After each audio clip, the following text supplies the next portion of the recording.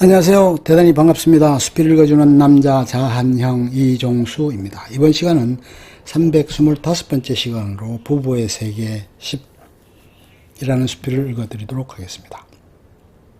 부부의 세계 10. 민현서. 바텐더. 지선우의 조력자. 지선우의 환자.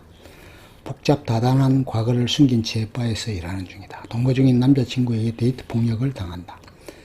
신경안정제를 처방받으러 갔다가 지선우에게 남자친구 문제를 들키고 처방전을 받는 대신 이태호의 감시와 미행을 제한받는다.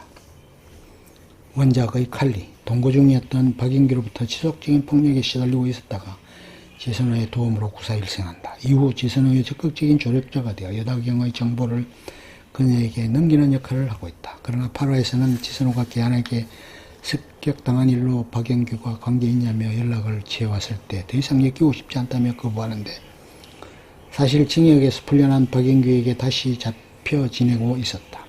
그래도 지선우 덕분에 피신하는 데 성공하지만 박영규가 계속 끈질기게 찾아오는데 이때 박영규에게 우리 어쩌다 이렇게까지 된 건지 모르겠다. 우리에게 미래가 있긴 한 건가? 며 박영규를 완전히 내친다. 그 후 10화에서 박영규를 피해 울산으로 가려다 엔딩에서 마치 죽은 것처럼 보였는데 11화에서 밝혀진 진상에 의하면 죽은 사람은 박인규였고 현서는 살아있었던 것이 밝혀졌다. 다음날 지선우에게 연락을 취한 민현수는 지선우에게 박인규를 죽인 게 이태호라고 밝힌다. 당시 박인규가 죽은 날 이태호에게 박인규의 위치를 넘겼는데 입대 떨어진 이태호의 결혼반지를 입수했던 것.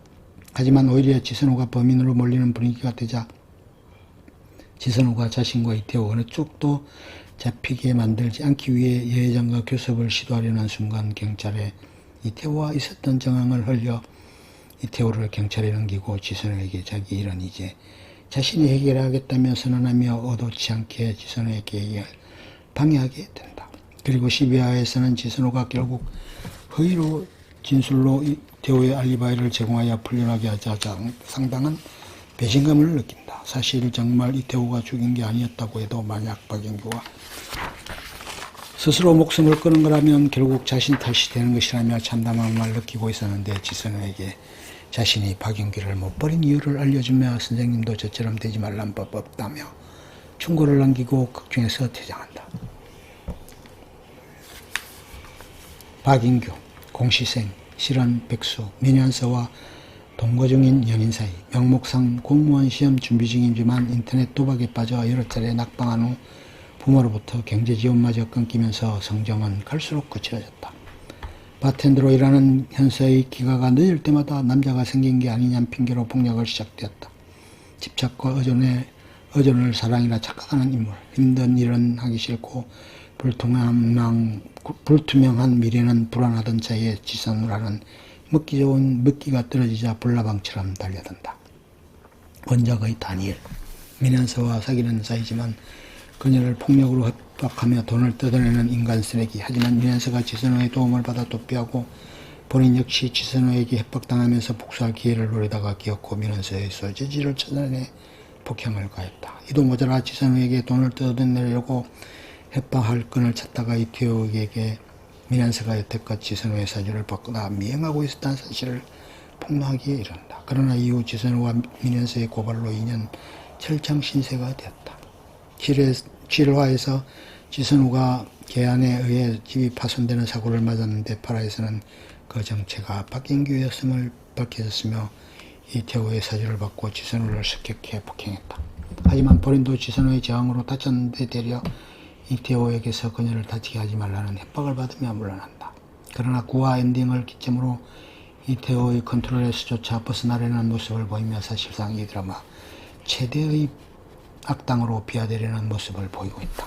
10화에서 다시 민현수에게 마술을 뻗치려는 듯한 묘사가 등장했고 지선우의 비호를 받는 민현수를 찾기 위해 이태호를 압박한다. 그리고 민현수를 찾는 데 성공하지만 그녀가 굴복하지 않고 맞서면서 상황이 미묘해진다. 그리고 엔딩에서 민현서가 사망한 것으로 보이는 추락사 장면에 등장하면서 민현서가 사망한 것이라면 누가 죽였는지에 따라 향후 상황이 참 볼만해지리라는 예상이 많았다. 그러나 민현서가 죽은 것과 같은 연출과는 달리 11화에서 사실 죽은 사람은 박인규로 밝혀졌다.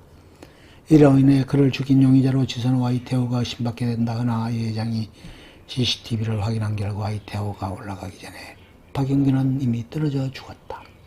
따로 범인이 있었는지는 알 수 없으나 일단 자살로 마무리되었다. 다수의 시청자들은 박인규가 자신의 모든 것이라 생각했던 민현서가 등을 돌리면서 좌절감에 스스로 몸을 던져 목숨을 끊었다는 추측이었다. 민현서가 죽은 것이 맞다면 생각해볼 용의자는 박인규 본인과 이태호 정도였는데 전자라면 박인규의 말로는 다가오는 것을 의미하겠지만 후자라면 박인규와 이태호가 적을 지게 되는 계기로 작용될 가능성이 크다. 원작 드라마에서는 초반에 지선우가 시어머니를 죽인 용의자로 몰리는 전개가 있었는데 그것이 리메이크판 아닌 부부의 세계에서는 11화에 나오는 것이라면 박인규가 죽었을 가능성이 더 높았다. 민현서가 죽은 것이라면 지선우가 범인으로 몰릴 만한 범행 동기가 부족하기 때문에 11회 예고에서도 지선우가 용의자로 지목되는 듯한 대사가 나왔다. 김영기 어린 나이에 결혼했다가 이혼한 전력이 있는 독신남 이혼한 후 서울 생활을 정리하고 정착할 곳을 찾던 중 고산으로 옮겨왔다. 의도치 않게 선우의 이혼 과정을 지켜보게 되면서 동병상련의 감정이 싹 텄다. 이후 병원 대표사로서 프로페셔널한 모습과 여자로서의 매력이 대진한 선우에 대한 호감이 생긴다. 원작의 제임스 신경정신과 전문의 지선우를 좋아하는 듯하다. 적어도 8회까지의 심리 묘사를 보면 이 드라마에서 제일 멀쩡한 인물로 보였으나 9회에서는 여병규가 공지철에게 김영기를 부원장으로 추천한다거나 설명숙이 지선우에게 김영기를 너무 믿지 말라는 얘기를 하며 슬슬 수상한 분위기가 감지되더니 병원장이 여병규를 만난 적이 있느냐고 물어봤을 때 직접 만난 적이 없다는 듯이 이야기한 지 얼마 지나잖아. 여병규와 만나 지선우와 이태호에 대한 얘기를 하는 모습을 보이며 역시 수상한 고석을 보이기 시작했다.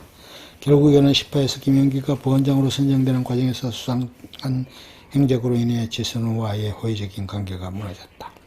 일단 본인이 부원장 자리는 고사했고 고산역에서 박인규가 실족사했을 때 지선우를 데리고 빠르게 대피하고서 지선우가 범인으로 몰리지 않길 바라서 그랬다고 밝혔으며 사건에 대해서 지선우가 범인으로 몰리게 되는 분위기가 되자 여병규의 자리에서 자신이 이태호가 현장에 있는 걸 봤으니 지선우에게 죄를 뒤집어 씌우지 말 것을 경고한다. 등으로 그 자리에 지선우를 불러서 여병규와 대면하게끔 직접 단판짓게 해주었다. 그리고 12화에서는 설명숙과의 대화를 통해 지선우에게 마음이 있음을 분명하게 묘사되었다. 14화에서 지선우가 실종되었다는 연락을 받고 모든 질 열정을 취소하고 곧바로 부산으로 달려간다. 그 과정에서 자살을 하려던 지선우를 구출했다. 15화에서는 지선우가 말없이 고산을 떠나긴 했지만 그래도 지선우가 구해준 것에 대해 감사를 표하며 마음을 받아들인 듯 하자 자신도 지선우가 가는 곳이면 어디든 따라가겠다며 간접적으로 고백한다.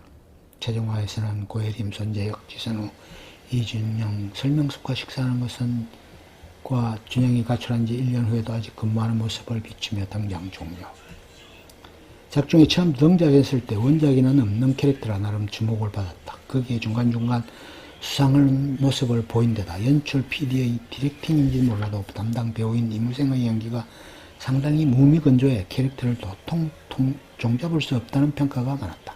결국 수상한 모습을 보여준 것은 제작진의 페이크였고 지선우에게 호감을 갖고 있는 것으로 드러났으나 이후 분량이 급격히 줄어들기 시작하면서 존재감도 옅어졌고 결국 마지막 케이스도 지선우가 이어진다거나 하는 것 없이 흐지부지하게 끝나버렸다. 끝. 좋으면 좋아요, 구독, 알림 설정 눌러주세요. 감사합니다.